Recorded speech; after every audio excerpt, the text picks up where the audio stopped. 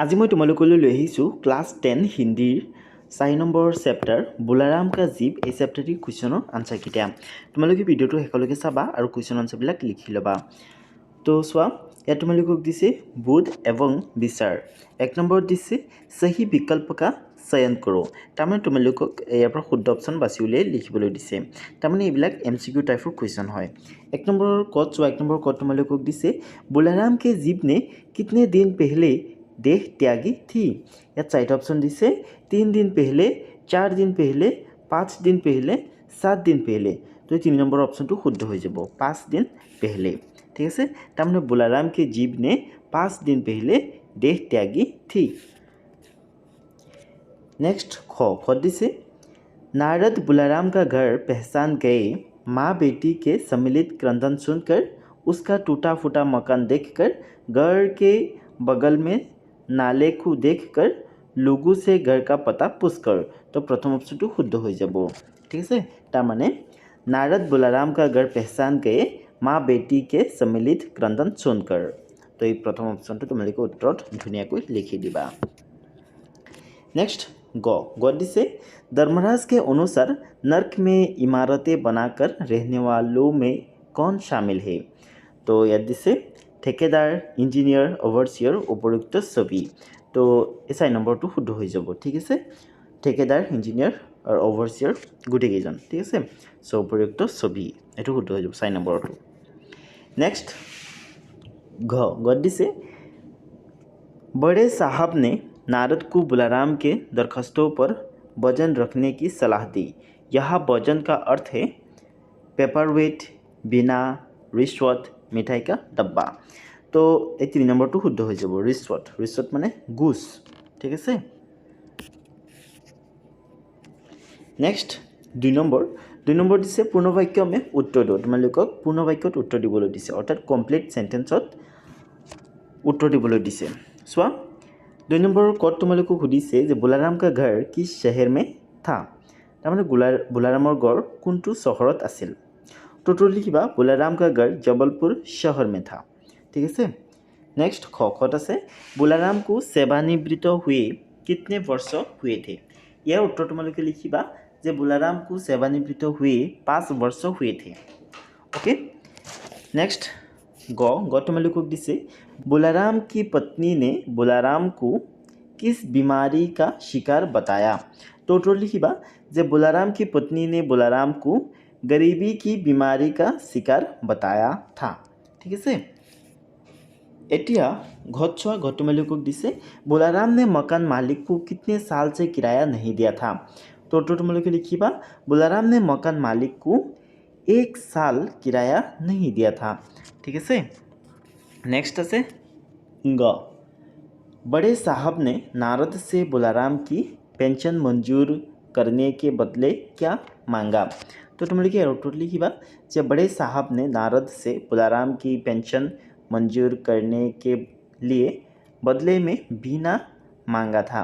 ठीक है, তাৰমানে नारदर जी बीना আছিল সেই बीनाটো दाबी কৰিছিল। ঠিক আছে, नेक्स्ट 3 दिसे संक्षेप में उत्तर दो, অৰ্থাৎ তোমালোকক সংক্ষেপত उत्तर দিবলৈ দিছে। চোৱা, 3 কত তোমালোকক সুধিছে যে पर ऐसा कभी नहीं हुआ था, यहाँ किस घटना का संकेत मिलता है।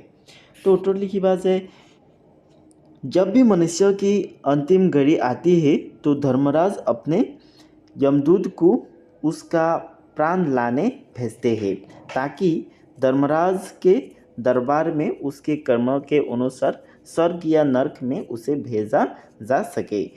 बुलाराम के जीव ने 5 दिन पहले ही देह त्याग दी थी, पर यमदूत अभी तक बुलाराम को लेकर दरबार में हाजिर नहीं हुआ था। ऐसा कभी नहीं हुआ था, यहाँ इसी घटना का संकेत मिलता है। ठीक है, तो ये धुनियाको तुम्हारे लिखि लबा, डाঙৰ হৈ গৈছে। ओके, तो यहाँ चाइसे तुम्हारे धुनियाको लिखि लबा। एटिया 3 खत छुआ 3 खत दिसे जे यमदूत ने बुलाराम के जीव के लापता होने के बारे में क्या बताया।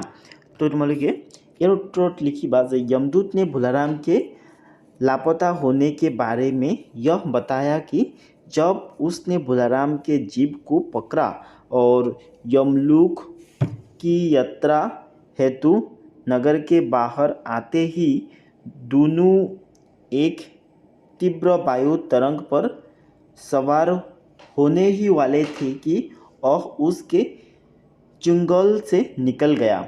उसने 5 दिनों तक उसकी तलाश में सारा ब्रह्मांड सान डाला, पर बुलाराम का जीव कहीं नहीं मिली। ठीक আছে, তো এতিয়া ধুনীয়াকৈ তোমালোকে লিখিবা। এইটো 3 খ হয়। 3 घ तुम्हारे दिसे, धर्मराज ने नर्क में किन किन लोगों के आने की पुष्टि की। उन लोगों ने क्या क्या अनियमितताएं की थी। तो यार उत्तर लिखिबा जे धर्मराज ने नर्क में बड़े बड़े इंजीनियर, ठेकेदार और ओवरसियर के आने की पुष्टि की।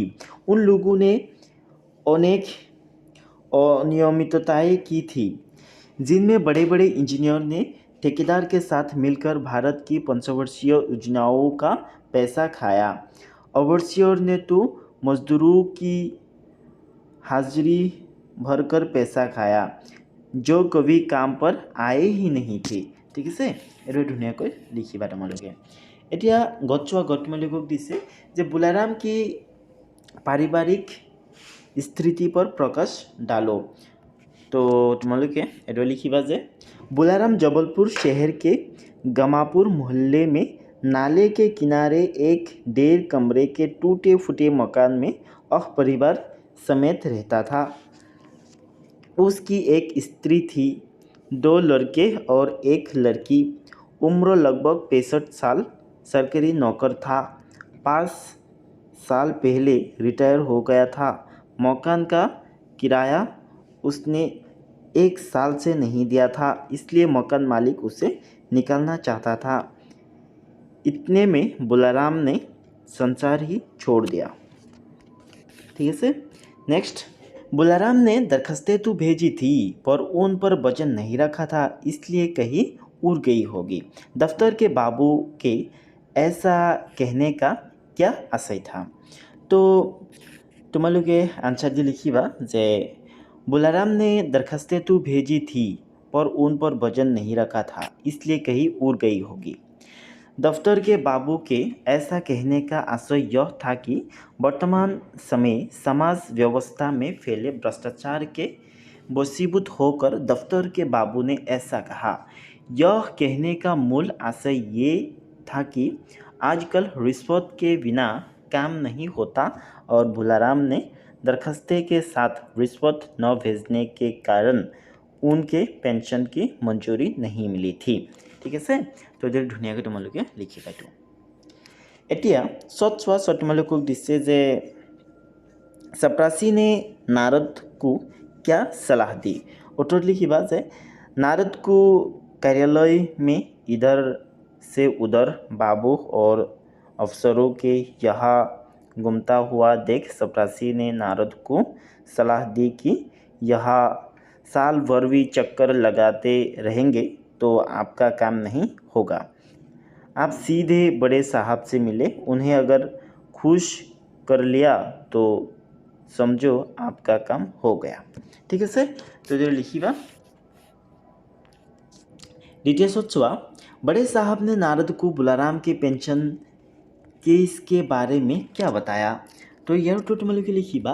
बड़े साहब ने बुलाराम के पेंशन केस के बारे में नारद को बताया कि उनका कार्यालय भी एक मंदिर की तरह है, यहाँ भी दान पुण्य करना पड़ता है। बुलाराम ने पेंशन पाने के लिए अर्जी के ऊपर वजन नहीं रखा था, यानी अफसरों को रिश्वत नहीं दी, इसलिए उसकी अर्जी आज तक फाइल में दबी पड़ी है। पेंशन का केस कई दफ्तरों से होकर जाता है और उनमें तुरंत काम करने के लिए अफसरों को रिश्वत देनी पड़ती है, लेकिन बुलाराम ने यही नहीं किया। इसके कारण उसका काम आज तक रुका हुआ है। ठीक है, तो ये धुनियाको लिखि लबा। এতিয়া য'ত दिसे जे बुलाराम का जीप नामक व्यंग्यात्मक कहानी समाज में फैले भ्रष्टाचार एवं रिश्वतखोरी का पर्दाफाश करता है। कहानी के आधार पर पुष्टि करो। तो तुम्हारे आंसर दी लिखिबा जे बुलाराम का जीव एक व्यंग्यात्मक कहानी है। लेखक हरिशंकर परसाई ने इस कहानी के माध्यम से भ्रष्टाचार और रिश्वतखोरी का पर्दाफाश व्यंग्यात्मक तरीके से किया है। ये तो तुम्हारे क्या लिखिबा, ठीक है, क्या से क्या लिखिबा। इस कहानी में भुलाराम एक सरकारी कर्मचारी होता है जो 5 साल से अपनी पेंशन की अर्जी पास कराने के लिए दफ्तरों में चक्कर काटता फिरता है। ताबिसत लिखिबा तुम्हारे जे पर उसका काम नहीं होता। आखिर इन सब से हारकर और मृत्यु का रास्ता अपनाता है। लेखक ने बुलाराम की मौत के बाद उसका जीव यमलोक न जाकर पेंशन की अर्जी में अटकने की बात को लेकर यह दर्शाने की कोशिश की है कि आज समाज में भ्रष्टाचार एवं रिश्वतखोरी की जड़ें गहरी होती जा रही है। आज बुलाराम जैसे कई गरीब व्यक्ति जो रिश्वत से अनजान होते हैं या रिश्वत देने में असमर्थ होते हैं, उनका काम सरकारी दफ्तरों में कहीं ना कहीं इसी प्रकार लटका रह जाता है। बड़े अफसर जो वजन रखने की बात करते हैं, इससे यह साफ साबित होता है कि आज की समाज को रिश्वतखोरी ने पूरी तरह जकड़ लिया है। ठीक है, हेडर धुनिया को लिखिबा। साइड तुम्हारे दिसे आशय स्पष्ट करो कत आसे दरखास्ते पेपारवेट से नहीं दबती। तो यार तो मैं यार धुनिया को लिखि थी तुम्हारे यार चाई से लिखी लोआ। ठीक है, नेक्स्ट आसे ख दिसे यह भी एक मंदिर है, यहाँ भी दान पुण्य करना पड़ता है। तो यार तो यार धुनिया को मैं लिखि थी तुम्हारे धुनिया को लिखिबा। तो ছাত্রছাত্ৰীসকল আজিৰ ভিডিঅ'টো ইমানেই আছিলে। ভিডিঅ'টো কেনে লাগিছে তোমালোকে কমেণ্ট কৰি জনাবা। ভিডিঅ'টো ভাল লাগিলে ভিডিঅ'টোত এটা লাইক কৰি দিবা আৰু বেলেগ পাৰ্টৰ ভিডিঅ' চাবৰ কাৰণে তোমালোক প্লেলিষ্টলৈ গুচি যাবা।